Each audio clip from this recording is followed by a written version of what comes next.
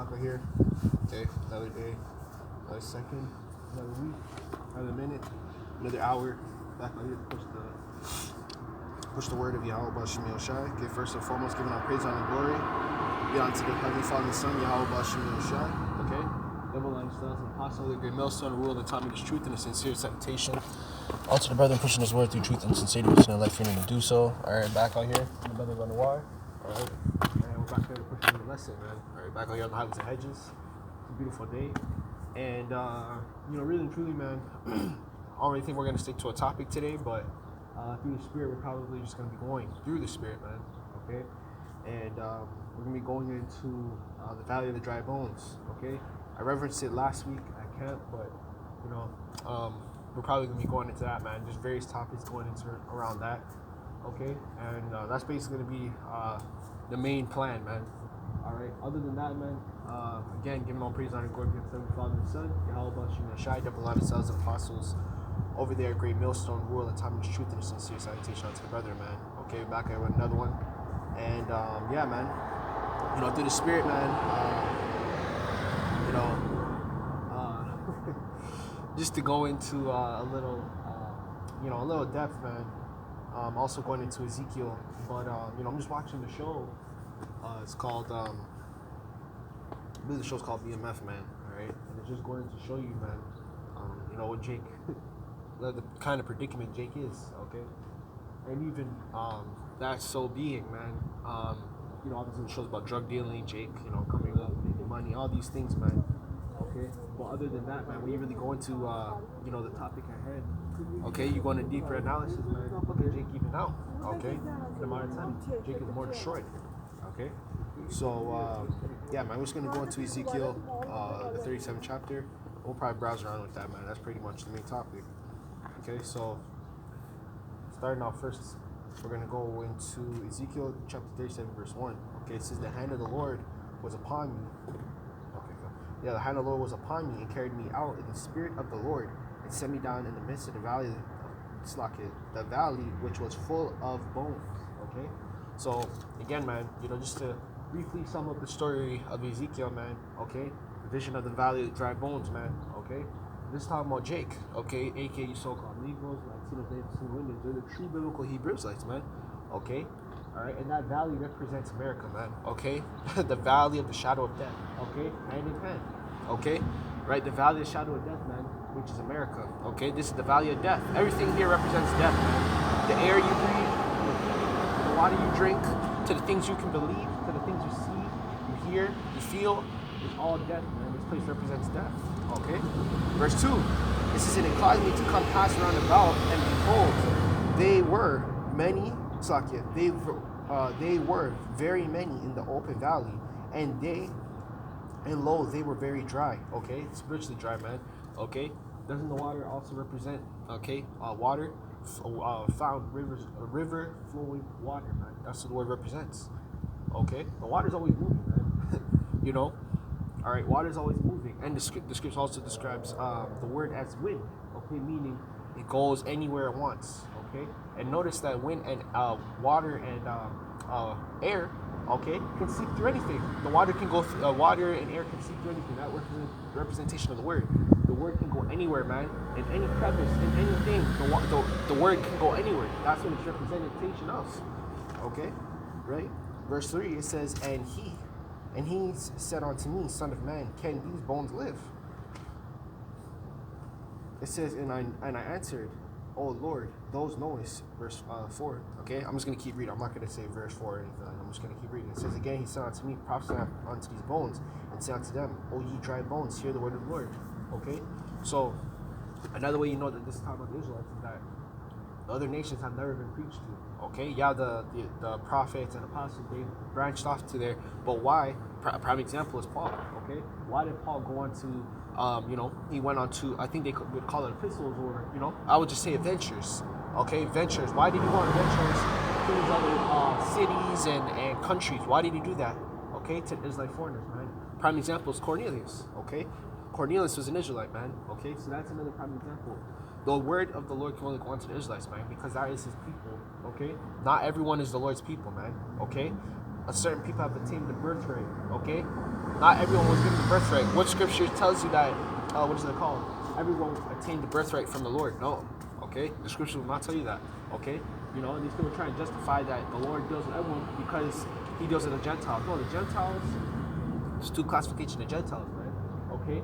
You have a natural born Israelite that, okay, another word can go into that as well. It's Hellenist, man. Okay?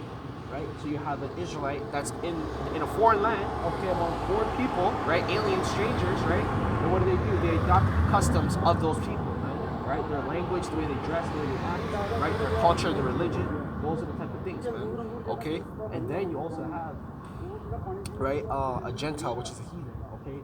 Which is obviously a heathen is a non-Israelite, okay, of the other nation. Like you have Esau, Edom, okay, Esau, Edom, which is the same race, okay, or nation, right? You know, you also have Ammon, Moab, Ham, Ishmael, okay, Japheth. You have a whole bunch of people, man, okay? Even in those people, right, within every nation of people, there's tribes, man, okay, right? In Esau, you have Amalek for instance, man, okay, right? Moab and Ammon, all of them. Japheth, you have different tribes of people. You have different sets of people, man. Okay, so it's the same thing, man. You see how Israel, we're one nation, but we have different tribes. We look different. We might have different hair textures. Okay, we might do things a little differently, but at the end of the day, guess what, man? We're still Israelites. We still come back to the same roots. Okay, right? And that's why I always tell these people, man, when they always try to come up and talk to me, I always say, do you know that there's different nations in the Bible? Because I'm leading on to the topic of, hey, man, if you're not Israelite, you might be from, you know, this nation, that nation. Okay, this is what you represent. Okay, every nation of people represents, okay, someone in the Bible. There's a nation for everyone in this Bible. Okay, you know, and then Esau will try and tell you, oh no, you know, the nation Esau is extinct. No, okay, he tries to justify that through the book of Obadiah, which that prophecy hasn't even come to pass yet. Okay, when has Esau served a 1,000-year period in slavery, man? Okay, you know, when did you fulfill the prophecy of being the eagle? Okay, never. Okay, you've never fulfilled those prophecies yet. So the book of Obadiah hasn't even taken place yet, man. Okay? It says, verse 5, thus saith the Lord power, these bones, behold, I will cause them to breathe. Slakia. I will cause breath to enter into you, and you shall live. And that breath is the word, okay? That breath is the word, man. Okay? Let me get that precept, man. Let me see if I can get that precept real quick for y'all. Okay? Because that's the breath of life. The breath of life is obviously a representation of the scriptures, man. Okay, so let's get this.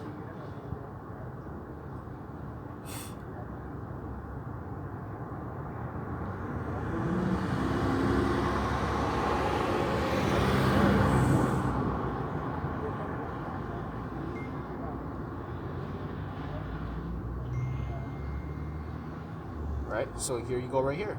Okay, hold on.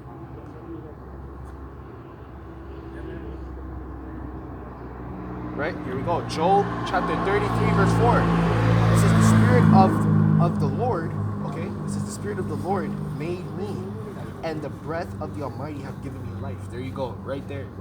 Okay? So, the spirit of the Lord made you. Yeah, you can be living and all that, but what truly makes you and makes you live, okay, be alive, is the spirit of the Lord.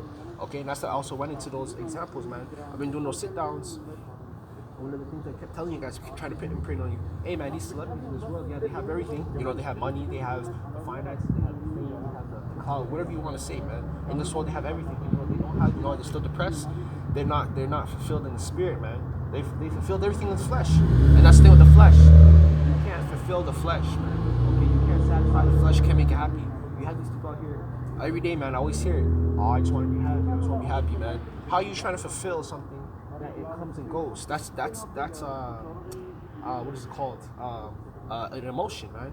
Okay, especially who you hear that from the most, women. I just want to be happy. I just want this and that. You can't always be happy, man. Okay. Right? You can't always be happy. Okay, there's no way in hell you can always be happy. Happiness is a flowing emotion. Okay, you know, one minute you're happy, the next minute you're not. Okay, so there you go, man. All right, what makes you whole, okay, is the Lord putting that real life into you, man. Yeah, you're living and breathing, just like these people. People are beside me, smoking, they're just chilling and having a conversation, right? You know, but what makes you whole, what makes you really alive, is the Spirit of the Lord, man. Okay, right? Keep going. It says, verse 6, and I will lay my sinews upon you and bring up flesh upon you, and will cover you with skin and put breath in you, and ye shall live, and ye shall know that I am the Lord power. Okay, so there you go. Okay, the Lord is forming you, man. Okay, which there's a scripture in Genesis, man. That scripture in Genesis will tell you that as well. Okay, right? The scripture in Genesis will tell you that as well. Verse 7. So I prophesied and I commanded. Notice how it's talking about prophesying onto the bones. Right? It's not talking about just talking to them and the Lord just raised them up. No, the Lord specifically had this written to where it says, I shall prophesy unto you. Okay, and then you shall raise up. Why did the Lord say prophesy unto you, then you shall raise up? Why do you say that? It's because you have to understand the word first to live. Okay? You have to understand the word first to live, man. Which means you have to be prophesied onto. Then before you got the word, brothers, right? And sisters, right? Akim and Akwakim, right? What happened, man? Okay, you heard the word first, man. You didn't just wake up one day and got the word, man.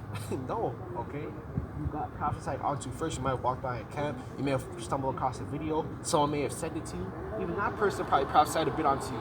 Or where there's like one of the curses, okay? Those are the types of things that, that's how you get the word. Okay? You got to get prophesied onto, man. That's what, hey, man, the Lord had it written right there. Okay? It says, behold, shaking, and the bones came together, bone to his bone. Verse 8.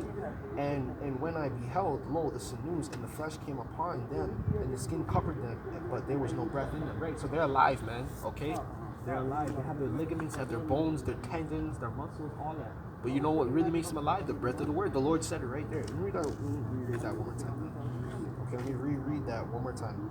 Verse 8, it says, and when I beheld, lo, the sinews of the flesh came upon them, and the skin covered them, but there was no breath in them. Okay, I mean, there's no life in them. They have flesh, they're living, they're breathing, but there's no life in them, man. Okay, verse 9. Then said unto me, prophesy unto the wind. Okay? So you prophesy unto the wind, which is what we're doing right now. Okay? Prophesy unto the wind isn't you stumble up in the damn church all the damn time. No. Okay, you gotta come out here and teach as well.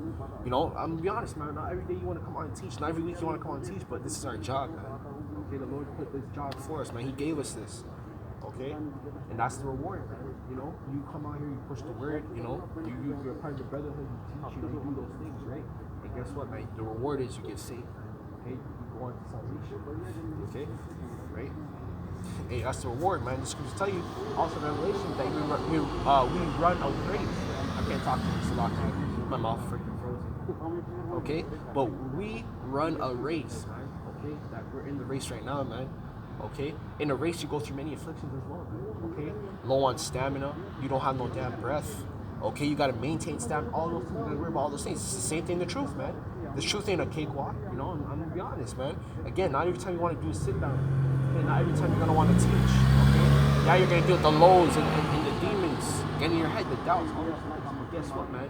That's why we have the spirit, man. Because this is a kind of thing you just gave up a long time ago. The flesh can only endure so much, man. The spirit's much stronger. Okay.